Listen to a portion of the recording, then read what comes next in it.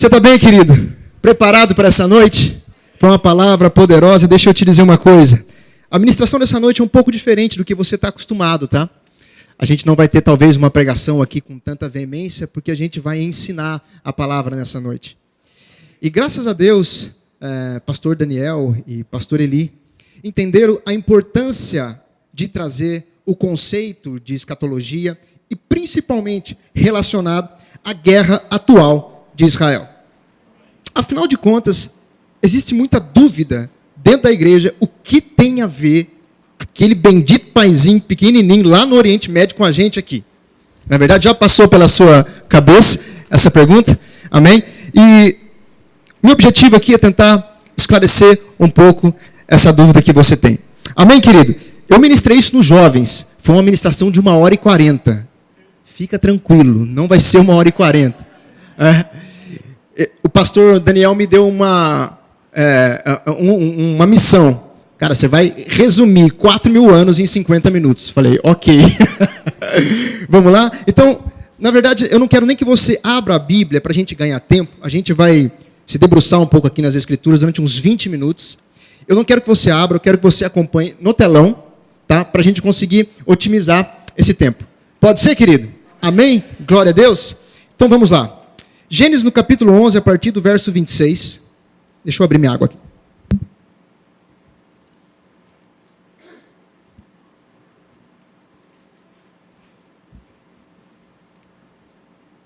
Gênesis 11, a partir de 26. A gente está na Bíblia King James atualizada. Amém. Querido, a palavra de Deus começa em Gênesis falando sobre a criação de Adão e Eva. Então a gente passa pela Arca de Noé, Torre de Babel, temos a genealogia de Sem, que foi filho de Noé, e aí vem Terá, que foi pai de Abrão. E lá em Gênesis 11, a palavra de Deus vai dizer assim: quando Terá completou 70 anos de idade, havia gerado Abrão, Naor e Harã. Terá habitava na terra de Ur dos caldeus, uma terra que não tinha, obviamente, Deus como Senhor, era uma terra pagã. Então, Terá, que saiu ou estava em Ur dos caldeus, aproximadamente ali o sul do Iraque, ele decide ir para uma terra chamada Canaã. A Bíblia vai dizer aqui, no verso 30, que Abraão se casou, Naor se casou, e Abraão se casou com uma mulher chamada Sarai. E a Bíblia diz no verso 30, entretanto, Sarai era estéril. Repete comigo, querido. Sarai era estéril. Ou seja, não tinha filhos. Terá decidiu sair da cidade de Ur, na Babilônia, e rumar para a terra de Canaã. A palavra de Deus diz que eles passam por uma cidade chamada Harã, antes de chegar propriamente em Canaã. E Terá, pai de Abrão, morre nessa cidade, Harã, com 205 anos. Gênesis 12, vocês estão acompanhando aí? Amém? Glória a Deus. Gênesis 12, a primeira aparição de Deus a Abrão. A Bíblia diz no verso 1, então o Senhor veio a Abrão e lhe ordenou: sai da tua terra, da tua parentela, da casa de teu pai, e dirige-te à terra que te indicarei. Verso 2, eis que farei de ti um grande povo, eu te abençoarei, engrandecerei teu nome, serás tu uma bênção. Abençoarei os que te abençoarem, amaldiçoarei aquele que te amaldiçoar. Por teu intermédio, abençoarei todos os povos sobre a face da terra. Então partiu Abrão, como orientara o Senhor, e Ló, também seu sobrinho, o acompanhou. Abrão tinha 75 anos quando saiu das terras de Harã. A primeira vez que Deus falou com Abrão, apareceu esse homem chamado Abrão, ele tinha 75 anos de idade. Então eles chegam em Canaã. Deixa eu te falar uma coisa, quem vivia em Canaã eram os cananeus. E outros povos que também a Bíblia vai citar. E o Senhor aparece novamente para Abraão lá em Canaã. Gênesis 13, a partir do verso 14, diz assim: então, depois que Ló foi embora, prometeu o Senhor Deus a Abrão. Ló havia ido para uma cidade chamada Sodoma e Gomorra. Ergue teus olhos e observa bem, dizendo para ele observar a terra de Canaã e medir essa terra. Olha só, ergue teus olhos e observa bem, do lugar em que estás, para o norte e para o sul, para o oriente e para o ocidente. Toda a terra que vês, eu te darei a ti e a tua descendência para sempre.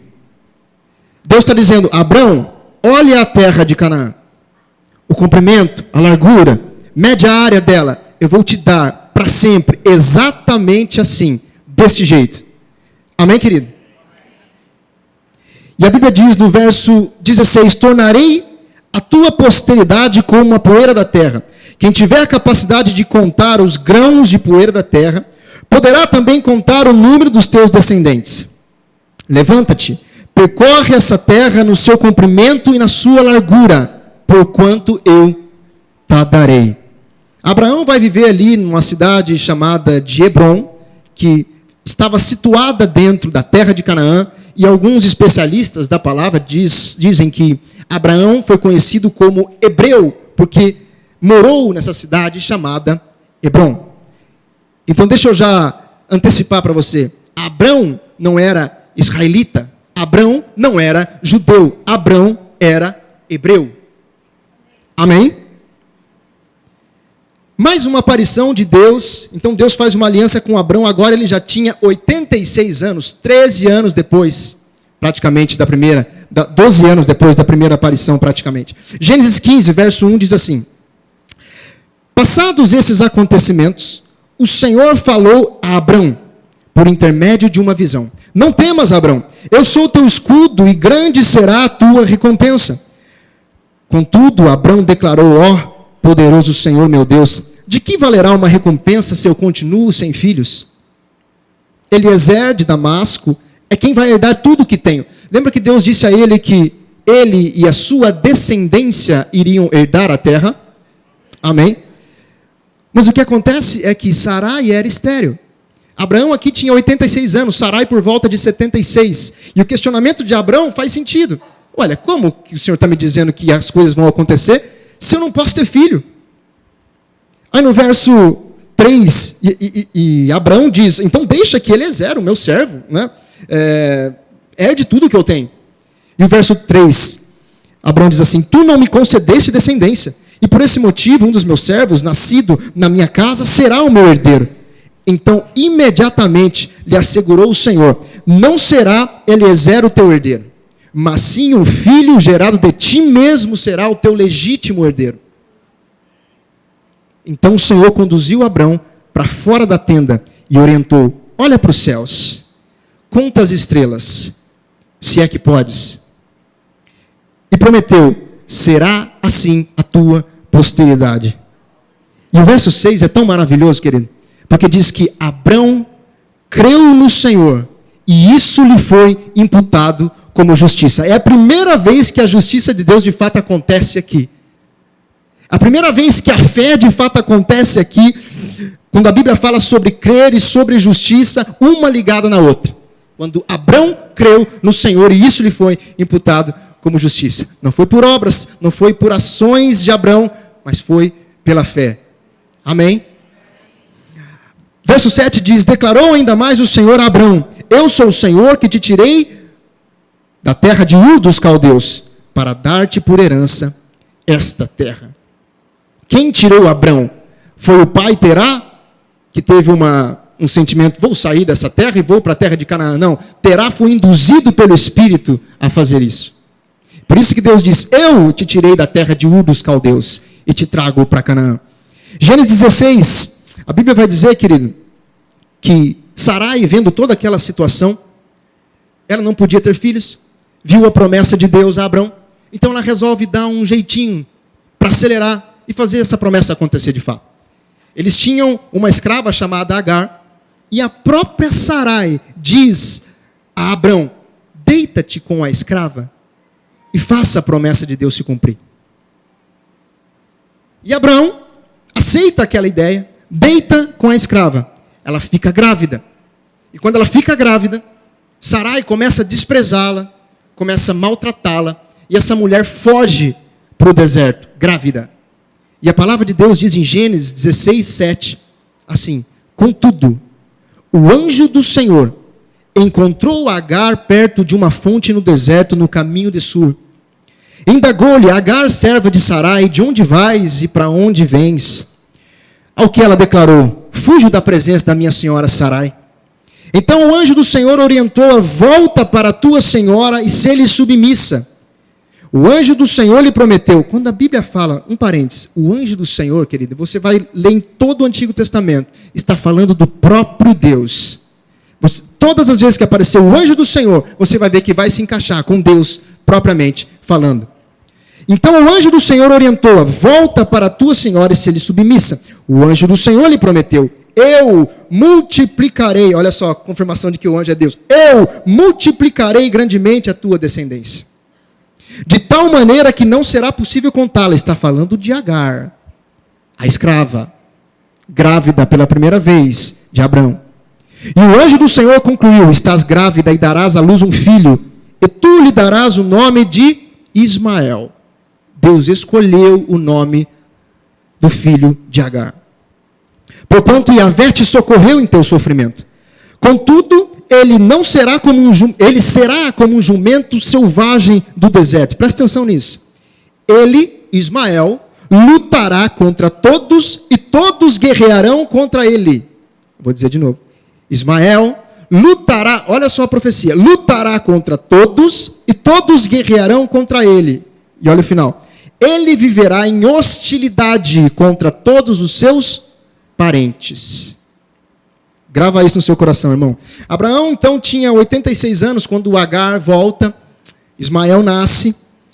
E depois de 13 anos, Ismael já tinha 13 anos, Deus volta a falar com Abrão, com 99 anos. Pela primeira vez, Deus falou com Abrão com 75. E agora, com 99. Olha o que Deus diz. Gênesis 17, verso 1. Quando Abrão completou 99 anos, o Senhor lhe apareceu e declarou: eu sou El Shaddai, Deus Todo-Poderoso. Anda na minha presença e ser íntegro. Eis que estabeleço a minha aliança entre mim e ti, e multiplicarei grandemente a tua descendência.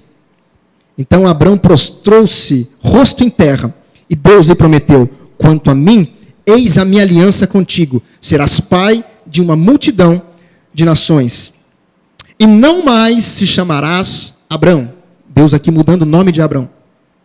E não mais se chamarás Abrão, mas doravante teu nome será Abraão, pois eu te faço pai de muitas nações. Eu te tornarei extremamente fecundo, de ti farei nações, e reis sairão de ti. Estabelecerei minha aliança entre mim e ti, e teus futuros descendentes, de geração em geração, uma aliança perpétua, para ser o teu Deus e o Deus de tua raça depois de ti. A ti e a tua descendência, grava isso. Depois de ti, darei a terra que hoje habitas como estrangeiro. A terra não era de Abraão. A terra que hoje habitas como estrangeiro, Deus está dizendo, toda a terra de Canaã, em possessão eterna, e eu serei o vosso Deus. Essa era a aliança com Abraão, que se tornou, que era Abrão, mas Deus mudou o nome dele para Abraão. Amém, querido? Deus muda também o nome de Sarai para Sara. A gente não vai ter tempo de ler tudo isso. Mas no verso 16, Deus aponta para Sara, especificamente, e diz assim: eu a abençoarei, e também por intermédio dela te darei um filho. Irmão, a gente está falando aqui que Sara tinha 90 anos de idade, ok? E já era estéril. Eu a abençoarei, e também por intermédio dela te darei um filho. Em verdade, eu a abençoarei, e dela procederão muitas nações e grandes reis. Abraão ajoelhou-se, encostou seu rosto no chão e começou a sorrir. E a pensar assim: por acaso um homem de 100 anos pode ser pai? Será que Sara, com seus 90 anos, poderá conceber, dar à luz a um filho? Então Abraão sugeriu a Deus: concede, pois, ó Senhor, que Ismael seja abençoado e se torne meu herdeiro. Ismael já tinha 13 anos. 13 para 14 anos. Ao que lhe Deus contestou: o que eu disse foi que Sara, tua esposa, lhe dará um filho. E tu lhe darás o nome de Isaque. Olha, Deus escolhendo também o filho ou o nome do filho de Sara. eu manterei a minha aliança com ele e com todos os seus descendentes para sempre. Entretanto, ó misericórdia de Deus, também compreendi o teu pedido a respeito de Ismael. Eu o abençoarei, e lhe darei muitos filhos e uma multidão de descendentes. Ele será pai de 12 príncipes, e eu farei que os descendentes dele sejam uma grande nação. Todavia, a minha aliança eu manterei com Isaque, teu filho, que Sara dará à luz nesta mesma época, no ano que vem. Assim que terminou de falar com Abraão, Deus subiu e retirou-se da presença dele. Olha só, Deus está sendo categórico. A aliança que eu tenho é com Isaque, porém eu entendi. E eu me compadeço da situação de Ismael. É isso que Deus está dizendo. E a fé de Abraão mexeu tanto com o coração de Deus, querido, que ele, mesmo não desejando que Ismael viesse a nascer da maneira como nasceu, ele se compadeceu de Ismael e também o abençoou. O que eu quero dizer é, não foi só Isaque que foi abençoado, mas Ismael também foi abençoado. Deus não é um Deus que faz acepção de pessoas independente do que aconteça. Mas a Bíblia diz que a aliança, conforme prometido, ele manteve com Isaque. Amém, querido? Em Gênesis 21, o milagre acontece. Abraão se deita com Sara e eles ficam grávidos.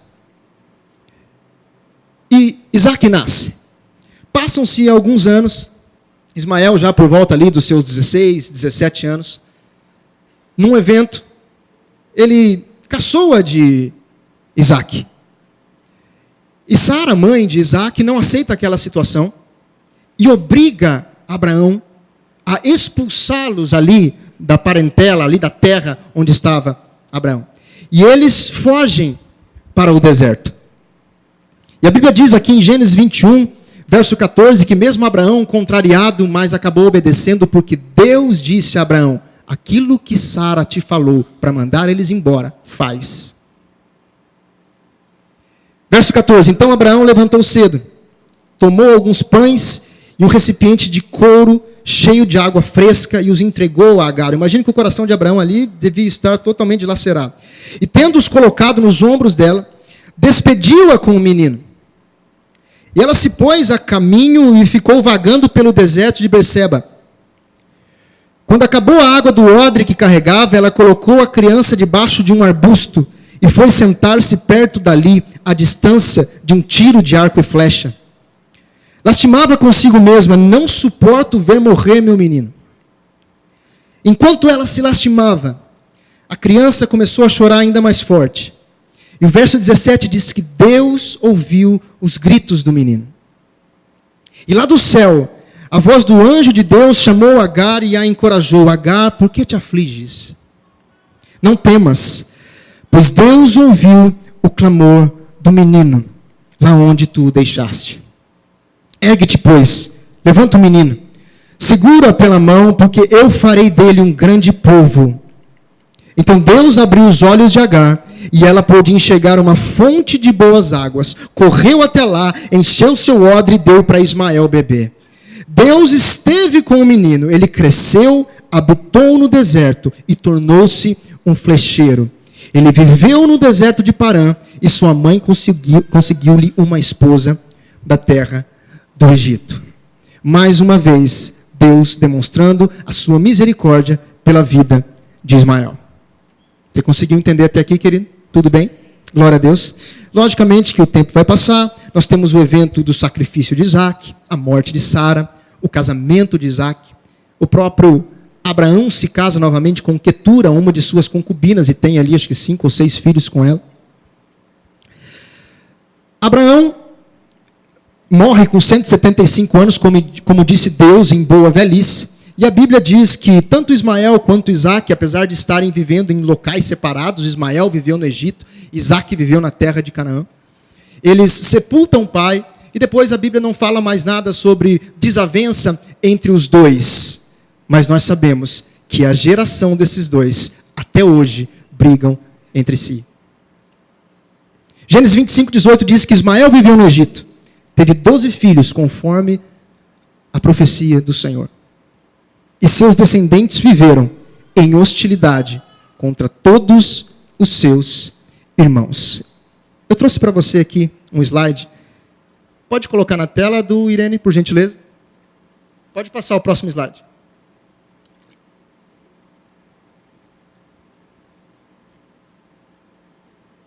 Mais um. Perfeito. Queridos, como surgiu o povo árabe e o povo de Israel? Acho que essa é a pergunta que deve estar pairando na sua mente, não é? Vamos lá. Abraão se deitou com a escrava Agar. Abrão, até então, nasceu Ismael. Aqui embaixo. Abraão, depois de 13 anos, se deitou com Sara. Nasceu Isaque, o filho da promessa. Ismael foi expulso junto com Agar para o deserto. Ismael teve 12 filhos, e esses filhos foram chamados e conhecidos como os ismaelitas, um povo que guerreou contra o povo de Israel durante muitos e muitos anos. Pode dar um -1 para eu enxergar? Isso, está ótimo. Falando um pouco de Isaque. Isaque se casa com Rebeca. Eles têm 2 filhos gêmeos chamados Esaú e Jacó. Apesar de serem gêmeos, Esaú foi o primogênito, nasceu segundos antes de Jacó. Ou seja, a bênção da primogenitura que Isaque deveria, ou na verdade, a bênção da primogenitura deveria ser dada a Esaú.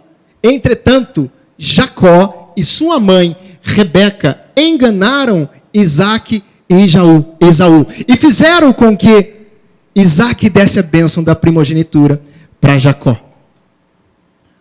Quando Esaú ficou sabendo que Isaque deu a bênção da primogenitura, Jacó ficou desesperado, porque só havia uma bênção. O que Esaú faz? Ele vai até o Egito, junto de seu irmão Ismael, e ali se casa com uma das filhas de Ismael. O que gerou, vai lá para cima, um pouquinho, por favor. Lá em cima. Isso, pode deixar assim, tá bom, não tem problema não. O que gerou, ou nasceram, os Edomitas, povo que guerreou contra Israel durante muitos anos no Antigo Testamento. E falando um pouco aqui sobre Jacó. Jacó, querido, quando recebe a bênção da primogenitura de seu pai Isaque, Isaque diz para ele: vai até outra terra, não a terra de Canaã, para você obter uma esposa. Vai à terra de Labão, seu tio. E é exatamente isso que Jacó faz. Em Gênesis 28 eu quero ler com você, a partir do verso 13, porque é importante. Pode colocar na tela o Gênesis 28, 13. Deus aparece para Jacó e repete a promessa de Abraão para o seu neto. Eis que o Senhor estava de pé diante dele e lhe anunciou: eu sou Yahvé, o Deus de Abraão, teu pai, e o Deus de Isaque. A terra sobre a qual dormiste, ou seja, Canaã, eu a dou a ti e a tua descendência. Pode passar. Tua posteridade se tornará numerosa como a poeira do solo.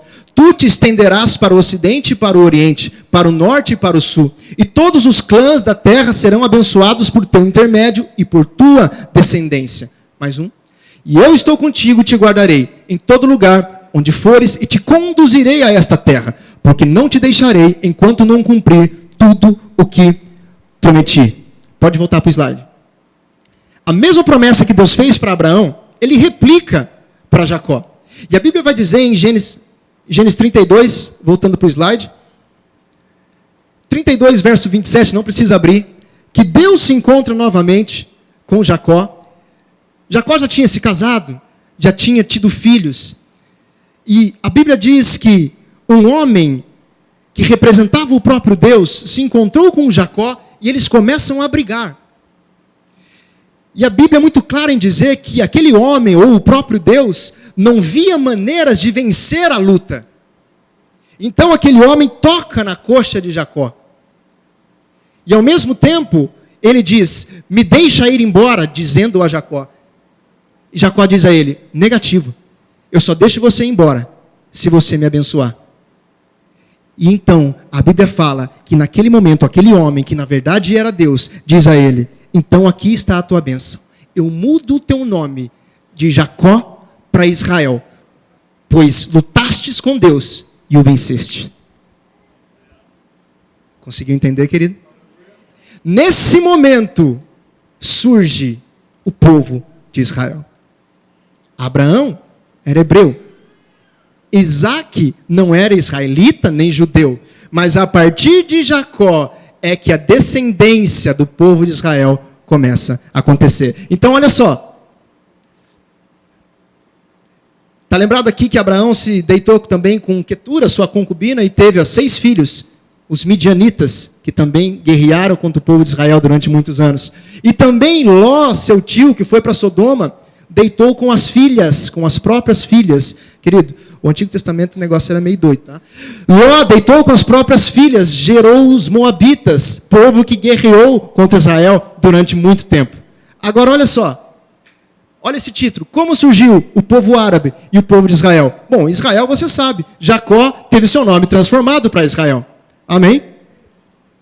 Tantos ismaelitas, quantos edomitas, quantos moabitas, quantos midianitas e todos os itas que você imaginar, que você está pensando aí na sua cabeça, se tornaram o povo árabe. Todos vieram de uma única semente aqui. Abraão e Agar, ou Abraão e Sara, ou Abraão e Quetura. Deu para entender, irmão? Glória a Deus. Pode passar o slide, querido. Tudo bem. Entendemos que Israel vem de Jacó. Agora, de onde vem esse termo judeu? O que tem a ver Israel com judeu? Se o certo não é chamar Israel, ou aqueles que são do povo de Israel, de israelitas. Ok, você vai entender. Jacó, chamado de Israel, teve 4 mulheres. De Lia vem Ruben, Simeão, Levi, Judá, Issacar, Zebulon, filhos de Lia com Jacó. De Raquel vem José e Benjamim. De Bila vem Dan e Naftali. De Zilpa vem Gade e Azer. Você está vendo aqui 12 filhos que representam as 12 tribos de Israel. Eu quero focar com vocês em 2. Primeiro, José. José era o queridinho de Jacó, ou Israel. E ele foi odiado pelos seus irmãos e vendido como escravo ao Egito.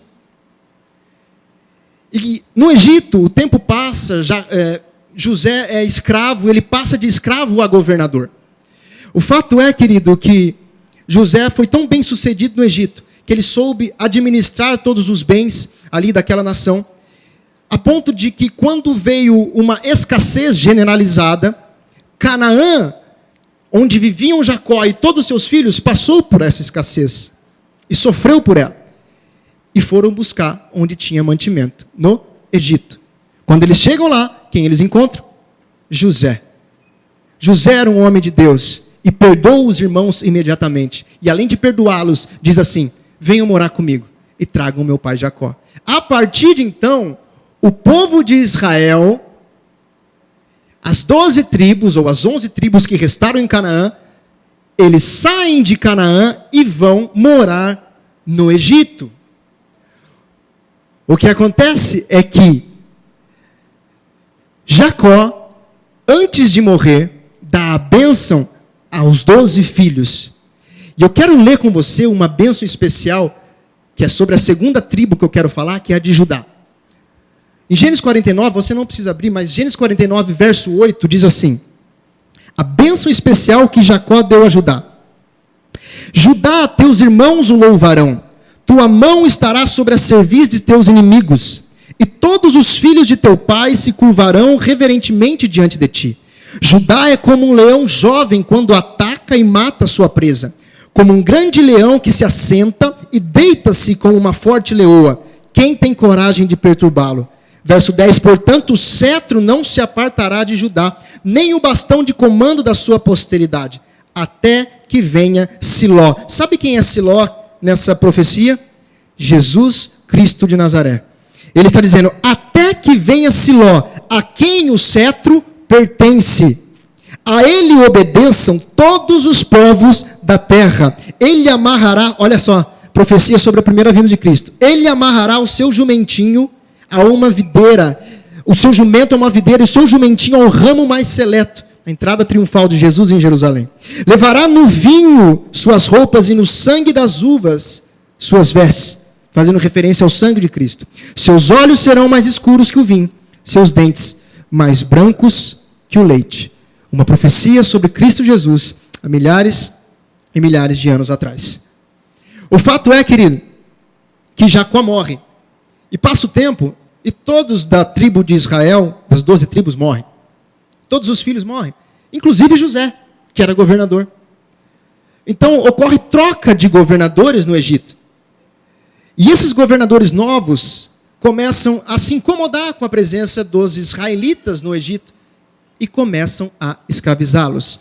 E mais uma profecia de Deus sendo cumprida. Eles ficam 400 anos escravizados no Egito. Até que Deus envia um libertador. Próximo slide, por gentileza. Nós vamos passar aqui alguns anos rapidamente, em 2 slides. Deus envia Moisés, o libertador, que tira o povo do Egito. Eles passam pelo deserto, deveriam passar pelo deserto em 40 dias, ficaram 40 anos vagando devido à sua teimosia. Josué e Caleb entram na terra prometida. O intuito de Deus era tirar o povo dele, do Egito, e levá-los novamente a Canaã, a terra que Deus prometeu a Abraão. Josué e Caleb entram na terra prometida. Moisés morre no meio do caminho. E eles ficam na terra prometida por vários anos. A gente tem a época dos juízes, dos reis. O rei mais importante de Israel foi Davi, em 1000 a.C. Ele se torna rei de Israel, estabelece Jerusalém como a sua capital. Em 960 a.C., Salomão constrói o templo em Jerusalém. E o templo é de suma importância para a gente entender algumas coisas. O templo era onde ficava a Arca da Aliança, a presença do Senhor, onde era feito os sacrifícios. No Antigo Testamento, a presença de Deus era limitada a uma construção, a um prédio, a uma arca, e não estava dentro das pessoas como é hoje na Nova Aliança. Em 930 a.C., o reino de Israel se divide em 2. Olha só essa figura, querido. Você está vendo aqui? Israel ao norte e Judá ao sul. Isso quer dizer que aproximadamente 10 tribos de Israel se concentraram ao norte. E no sul, aproximadamente 2 tribos, Judá e Benjamim. Mas, na sua grande maioria, esse território foi ocupado por pessoas da tribo de Judá. Pode voltar o slide. 722 a.C., o reino de Israel, que esse é o norte, é conquistado pelos assírios. E muitos israelitas são exilados. Ou seja, aqui, nesse exílio, eles precisam fugir da terra de Canaã. Pode passar. E em 586, o reino de Judá, agora o reino do sul, é conquistado pelos babilônios. E são exilados na Babilônia. Ou seja, todos agora, descendentes aqui das 12 tribos, estão exilados em algum lugar e não em Canaã. 515 a.C., o reino de Judá, ao sul, volta para a terra de Canaã. E é nesse momento, na volta do exílio, que é reconstruído o templo que foi destruído pelos babilônicos. Ok? Você está comigo? Então o que acontece, querido? Progressivamente, como a volta dos judeus, ou melhor, da tribo de Judá, que vem para Canaã, é muito maior e mais intensa do que do reino do norte, que praticamente não voltou do exílio, progressivamente o nome israelita vai se tornando o nome judeu. Porque massivamente era o povo da tribo de Judá que começou a habitar naquela região. Amém? Então nós passamos lá, hebreu de Abraão, viemos com israelitas através de Jacó, e agora, depois dessa divisão, depois do exílio, depois da volta do reino de Judá, do reino de Judá, nós temos uma nova nomenclatura: judeus. Amém? Durante o período do Segundo Templo, os judeus foram governados pelos persas, pelos gregos e pelos romanos. E nós sabemos que na época do domínio romano foi que Jesus Cristo nasceu. E ele nasceu em Belém da Judéia. Judéia era uma província romana ali dentro da terra de Canaã e também compreendia a cidade de Jerusalém. Então, Judéia, e fazia referência a judeus. Então, não se chamavam mais de israelitas aquele povo, mas sim de judeus. Próximo slide. Agora, eu imagino que na sua cabeça deve estar a seguinte dúvida. Tá bom, é Canaã, depois é Judeia, mas a briga que a gente ouve falar na televisão é sobre uma região chamada Palestina. E o que tem a ver esse raio de Palestina com Canaã e com Judeia? É a mesma coisa, é a mesma terra, com nomes diferentes. Você vai entender. O domínio romano, querido, durou de 63 a 324 depois de Cristo. Em 70 depois de Cristo, se cumpre uma profecia de Jesus Cristo em Mateus 24, quando ele olha para o templo e diz assim: vocês estão vendo que bonito? Não vai sobrar pedra sobre pedra que não vai ser derrubada. Isso aconteceu em 70 com o Império Romano, que derrubou o templo, e houve a primeira diáspora. Os judeus precisaram sair daquela terra da Judéia. Passou alguns anos, 136 depois de Cristo, houve a revolta de Bar Kokhba, um judeu que ele elencou alguns judeus junto com ele para se revoltarem novamente, para tentar libertar o povo do domínio romano, e obviamente perderam essa batalha. E quando eles perdem essa batalha, o governador da época, Adriano, ele transforma o nome Judeia para Síria, Palestina. Ele renomeia o nome Judeia para Síria, Palestina. Então, começamos com Canaã, passamos por Judeia e agora estamos em Palestina. Amém? Jerusalém foi transformada para o nome Aélia Capitolina, em homenagem a um deus pagão chamado Júpiter Capitolino. Então, a partir de agora, nós estamos falando aqui Síria, Palestina, que também quer dizer Filistia, ou terra dos filisteus, é uma terra pagã, não mais habitada por judeus que cultuavam um Deus único. Amém? Pode ampliar. O Império Romano ele se divide em dois: Império Romano do Ocidente e do Oriente. Do Oriente é conhecido como o domínio ou Império Bizantino. Aqui nós temos a expansão do cristianismo. O Pentecostes funcionou. Então, nesse momento, com a expansão do cristianismo, Constantino constrói a igreja do Santo Sepulcro na Palestina. E Teodósio, ele oficializa o cristianismo como uma religião oficial da Palestina. Passa-se o tempo, nasce Maomé, na Arábia Saudita. Maomé, segundo ele, recebe de Alá, o único Deus, a orientação de escrever um livro parecido ou similar com a Bíblia. E Maomé, ele, entre aspas, inventa uma nova religião monoteísta no local da Arábia Saudita onde era totalmente politeísta. O fato é que essa religião cresce. E quando ele morre, ela ganha proporções enormes. E isso faz com que a Palestina seja dominada pelo islamismo. E é aqui, e nesse domínio, de 638 até 1099, que nós temos a construção. Passa o slide para mim. Do Domo da Rocha e da Mesquita de Al-Aqsa. Querido, essa região é a região onde ficava o templo de Salomão. O primeiro e o segundo, que foram derrubados. Olha o que restou do templo aqui. Olha o muro das lamentações. Pode mostrar o muro. Já viu um vídeo em que os judeus ficam assim no muro? Orando? Sabe o que eles estão pedindo? Que o templo seja reconstruído. Mas como o templo vai ser reconstruído? Se hoje existe o Domo da Rocha e a Mesquita de Al-Aqsa, que são construções absolutamente importantes, e nunca jamais o povo muçulmano iria abrir mão dessas construções para que Israel levantasse o seu templo. Pode voltar para o outro slide, por favor. Passa-se mais os anos, nós temos o domínio dos cruzados. Os cruzados são cristãos, eles são liderados pelo Papa Urbano II. O Papa Urbano II, ele vê aquela situação na Terra Santa e não admite o domínio islâmico ali. Então ele levanta cristãos, guerrilheiros, que nós conhecemos como cruzadas. Então, os cruzados dominam os islâmicos. Passam-se os anos mais uma vez, e os cruzados são dominados pelos mamelucos, que são também islâmicos, sultões do Egito. E esse domínio mameluco dura de 1291 até 1517. E os mamelucos, por sua vez, são dominados pelo Império Turco-Otomano, que durou bastante tempo, de 1517 até 1917. E é no finzinho do domínio otomano que surge o que nós conhecemos como sionismo. a necessidade, o mundo começa a perceber a necessidade de que Israel precisava, o povo judeu precisava ter um Estado novamente.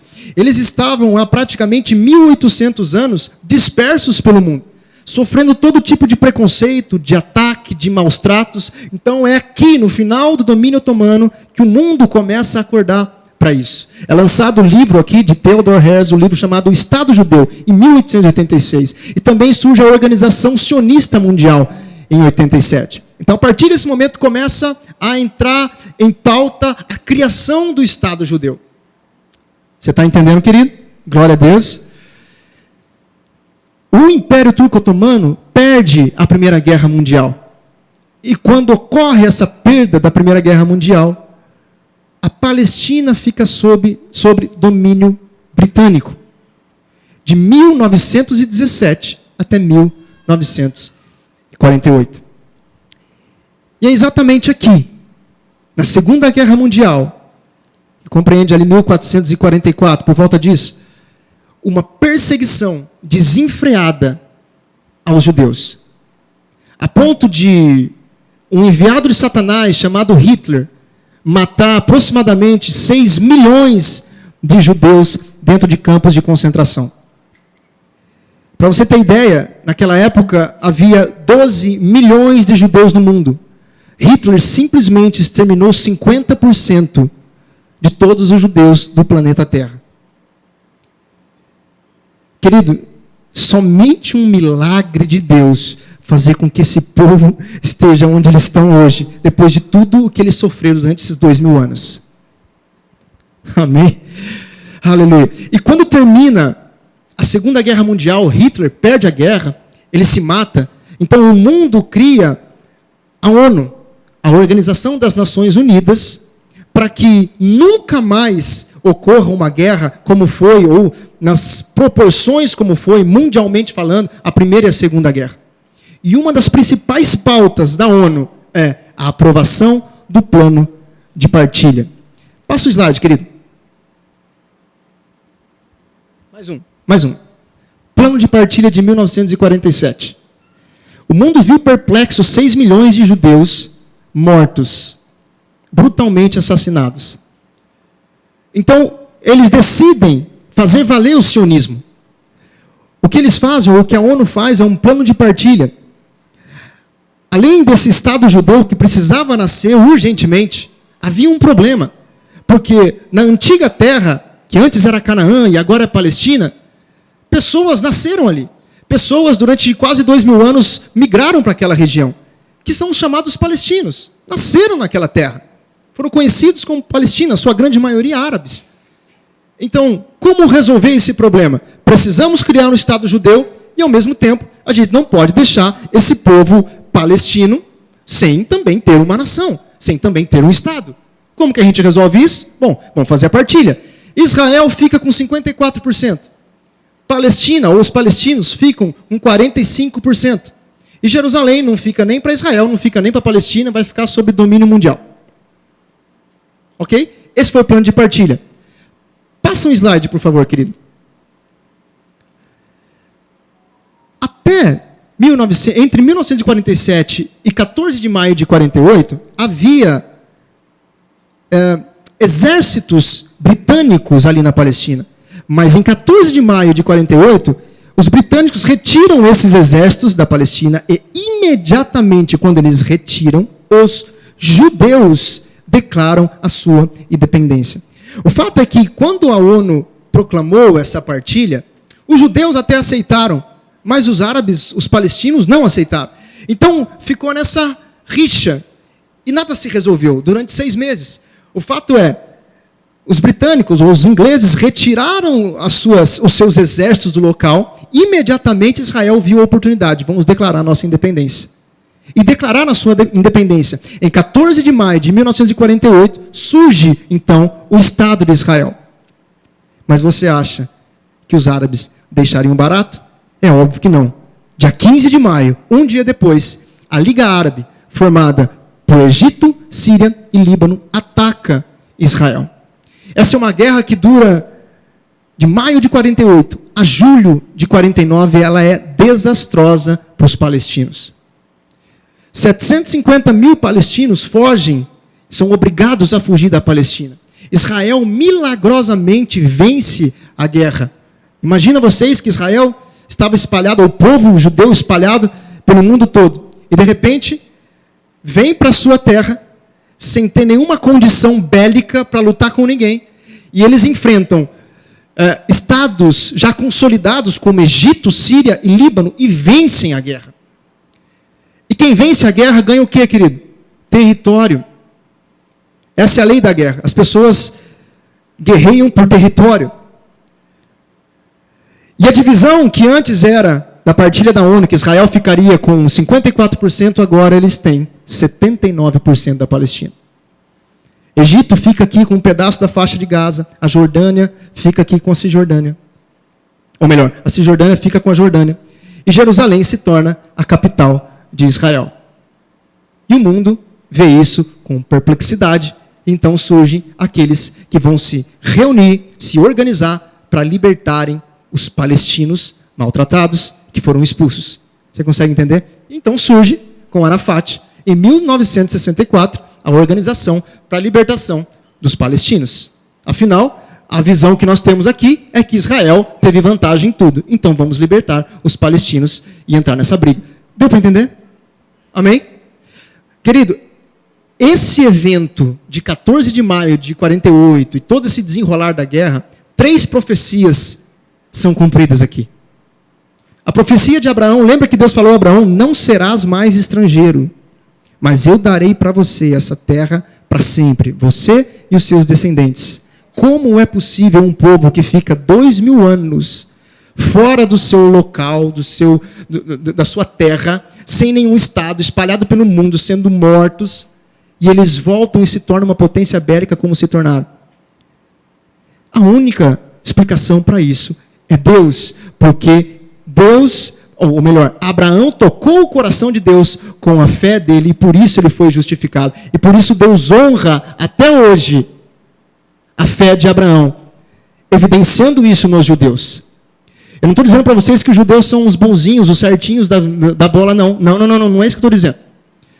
Até porque, querido, não sei se você sabe, mas quem entregou Jesus Cristo para ser crucificado foram os judeus. Eles entregaram Cristo de bandeja. O Filho de Deus foi entregue pelos judeus de bandeja aos romanos. E mesmo assim, Deus continua abençoando eles e cumprindo uma promessa, porque Abraão tocou o coração de Deus. E Deus é justo com a fé de Abraão. Você consegue entender, irmão? E até hoje, os judeus não reconhecem a Cristo Jesus, pelo menos a grande maioria deles, como Senhor. E Deus continua os abençoando ano após ano.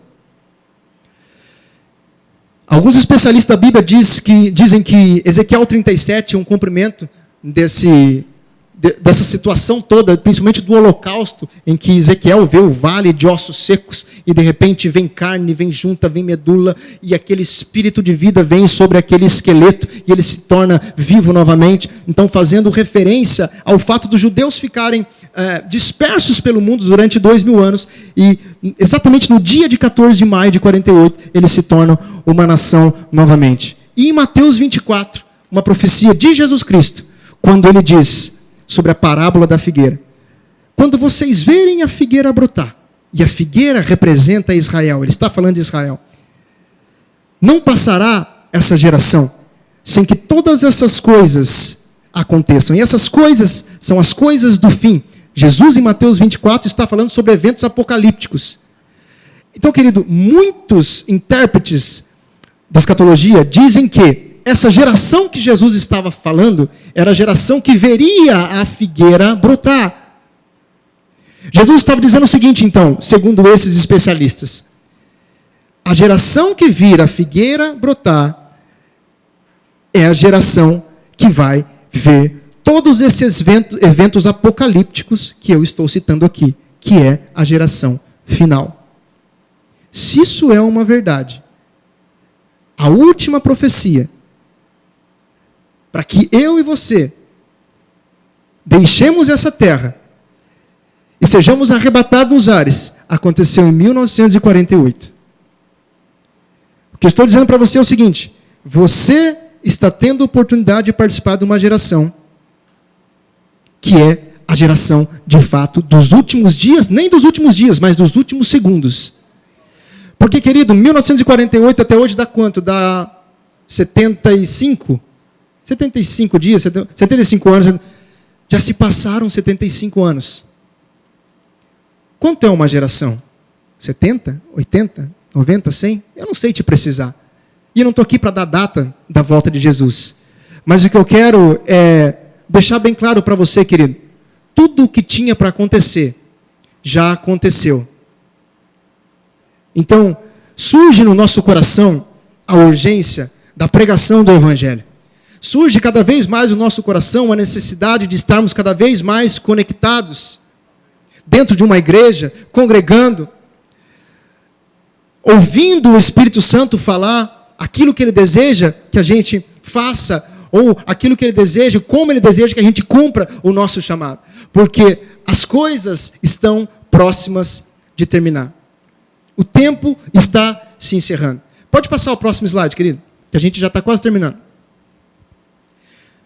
Depois dessa guerra de 48, vem a guerra dos 6 dias. Lá em 67, Israel antecipa uma ação do Egito, Jordânia e Síria, ataca de surpresa o Egito, a Jordânia e a Síria, e toma conta da península do Sinai, da Cisjordânia, das colinas de Golã. Pode passar, próximo slide. Israel fica com um território desse tamanho. Pode passar o próximo. 5 anos depois, nós temos o evento, ou a guerra do Yom Kippur, quando a Liga Árabe ataca Israel de surpresa e recupera a península do Sinai. E também as colinas de Golã. Mas com a ajuda dos Estados Unidos, os judeus voltam a possuir a península do Sinai. Eu gostaria de chamar o Ministério de Música, já pode subir, por gentileza. Pode passar o próximo slide. Querido, em 79, nós temos um acordo de paz de Camp David entre Egito e Israel. Então, o que acontece? Israel devolve o Sinai para o Egito, e o Egito, pela primeira vez, uma nação árabe, reconhece Israel como Estado. Em 87, nós temos a primeira intifada. A primeira intifada foram guerrilhas que aconteceram na faixa de Gaza. Então surge a criação do Hamas, que é conhecido de todos nós hoje. Hoje não tem uma pessoa no mundo que não sabe quem é o Hamas. Então, o Hamas ele surgiu em 87 com o objetivo, mais uma vez, mais uma organização para libertar a Palestina, ou os oprimidos da Palestina. O que acontece é que, conforme o tempo foi passando, eles deixaram, talvez, esse viés de libertação e passaram a ser totalmente extremistas. E por que não dizer, e são terroristas. Até puderam surgir com uma intenção boa, mas o fato é que os anos passaram e, queridos, se tornaram pessoas opressoras. Em 93, 5 anos depois, Arafat e Yitzhak Rabin, então ministro de Israel, intermediado por Bill Clinton, que foi presidente de Israel na época, dos Estados Unidos na época, eles fazem o acordo de Oslo. E nesse acordo, a faixa de Gaza e a Cisjordânia, Israel entrega para a autoridade palestina. Esse é um evento poderoso, querido, porque o mundo via aqui, nessa foto, realmente a possibilidade de haver uma paz na região. O fato é que mesmo Israel entregando a faixa de Gaza, a Cisjordânia, para a autoridade palestina, e eles recebendo o Prêmio Nobel da Paz, em 94, por isso, na teoria ficou lindo, mas na prática não mudou absolutamente nada. Para vocês terem ideia, Yitzhak Rabin foi assassinado em 95, um ano depois, por um judeu extremista que não aceitava a paz. Então você percebe que tem extremo dos dois lados? E eu não estou aqui puxando sardinha nem para um e nem para outro. Que Deus tenha misericórdia de todos. Mas o que eu estou dizendo é, querido, fuja de qualquer tipo de extremismo na sua vida. E seja equilibrado pelo amor de Deus. Olha só. A segunda intifada acontece de 2000 a 2005 pelo Hamas. E em 2005 acontece o desengajamento de Gaza. O que é isso? Israel que mesmo quando tinha entregado aqui a faixa de Gaza à autoridade palestina, eles ainda mantiveram exércitos ali, acampamentos ali. Mas em 2005, seguindo uma orientação da política mundial, eles tiram os seus exércitos da faixa de Gaza e deixam que o Hamas domine totalmente, a partir de 2005, aquele local. Amém? Vários conflitos surgem de 2005 até o fatídico dia, do 7/10 de 2023. É o dia que nós conhecemos como, possivelmente, o pior ataque terrorista que Israel já enfrentou em toda a sua história dentro do seu território, pelo menos nos tempos modernos. Em um dia, mais de 1.000 judeus e outras pessoas de outras nacionalidades foram brutalmente assassinadas, sem dó e sem piedade, o que desencadeou na guerra que nós estamos vendo, que perdura até hoje e que nós não temos noção de quando vai acabar. Agora, a pergunta que eu quero fazer, ou na verdade que você possa fazer para mim é: o que isso tem a ver comigo?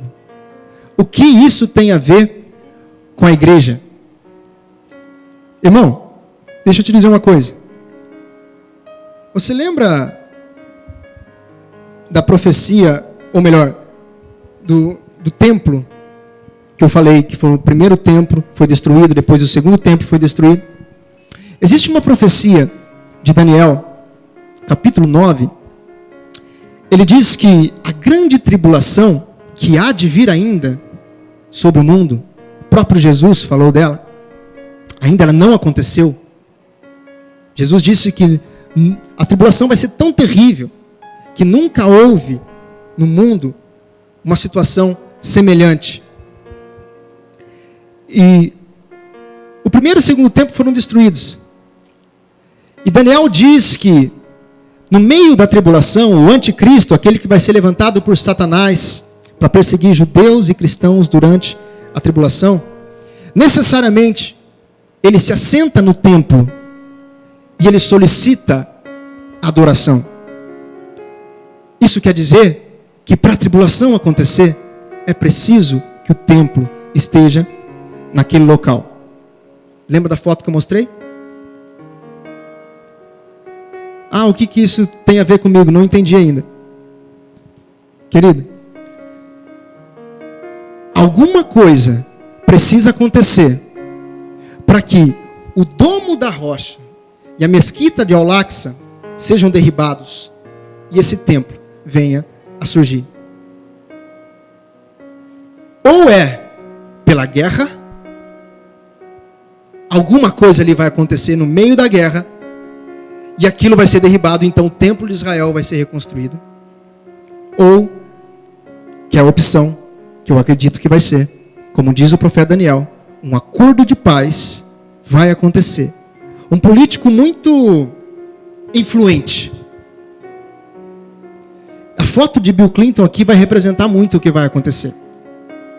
Alguém intermediando árabes ou muçulmanos e judeus, e um acordo de paz vai fazer com que árabes abram mão do domo da rocha e da mesquita de Al-Aqsa.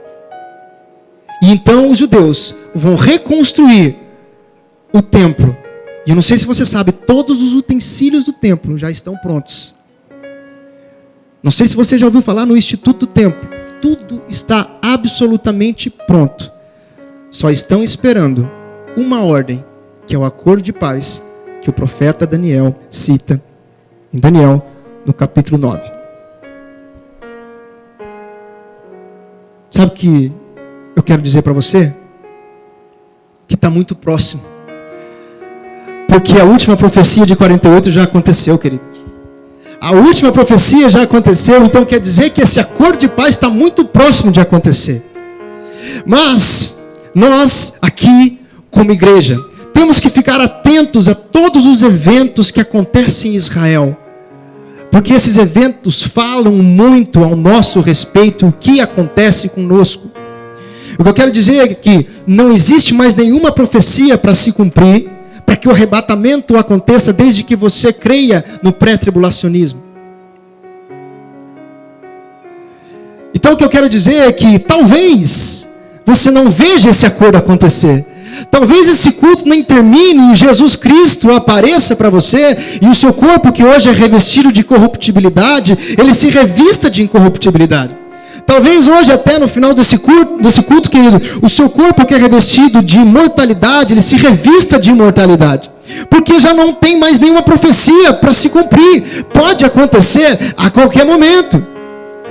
E nesse momento em que Jesus vem nos encontrar, e nós nos encontramos com Ele nos ares, a Bíblia diz que a tribulação acontece aqui, passando por todo o Apocalipse, acontece aqui nessa terra. São eventos catastróficos declarados ali em Apocalipse que vão acontecer durante 7 anos. Mas no final dos 7 anos, a Bíblia diz que os céus se abrem e Jesus vem montado num cavalo branco. E a palavra de Deus diz que o nome dele é fiel e verdadeiro. Seus olhos são como chama de fogo. Da sua boca sai uma espada afiada. E com essa espada ele destrói o anticristo e todo o seu exército que está indo para a batalha final contra o povo de Israel, que está na terra de Canaã ou na terra da Palestina. E a Bíblia diz que o cetro não se aparta de Cristo, assim como a profecia aqui dada a Judá. Jesus vem para governar com cetro de ferro, e a Bíblia diz que eu e você estaremos com Ele quando o céu se abrir e viremos até essa terra. A palavra de Deus diz que Jesus pisa no Monte das Oliveiras e o monte se fende em 2, e naquele momento é que Ele vai dizer: benditos filhos de meu Pai, entra no gozo do teu Senhor. E então nós estaremos para sempre com o Senhor. Se isso não te alegrar, eu não sei o que mais vai te alegrar. Porque, querido, eu entendo que nós temos um apreço muito grande pela primeira vinda de Jesus. Isso é maravilhoso, porque foi a primeira vinda dele que nos salvou. Você concorda comigo? Foi a primeira vinda dele que te curou. Foi ela que te fez prosperar. Foi a cruz que mudou e transformou a sua vida. Mas a Bíblia fala mais da segunda do que da primeira. Então, não é possível que a gente não dê tanta importância à segunda vinda de Cristo como nós damos para a primeira. As duas se complementam e são importantes. Sim, Jesus salvou o nosso espírito na primeira, mas vai salvar o nosso corpo na segunda. Aleluia! A Bíblia diz que a vinda de Cristo, ou a segunda vinda, é a nossa bendita esperança, e é isso que deve estar no nosso coração, para que esse fogo nunca se apague. Jesus está voltando, Jesus está voltando, Jesus está voltando. Então, eu preciso acordar com esse sentimento de que, de fato, Jesus Cristo está voltando. Porque se eu acordar com esse sentimento todos os dias, o meu dia não vai ser o mesmo, a minha semana não vai ser a mesma, o meu mês, o meu ano, a minha vida não vai ser o mesmo. Eu vou viver muito mais em santidade, eu vou viver muito mais em amor, eu vou viver muito mais na prática da fé, porque eu sei que a qualquer momento o meu Senhor vai voltar. Aleluia! Pode se colocar de pé em nome de Jesus, querido, fechar os seus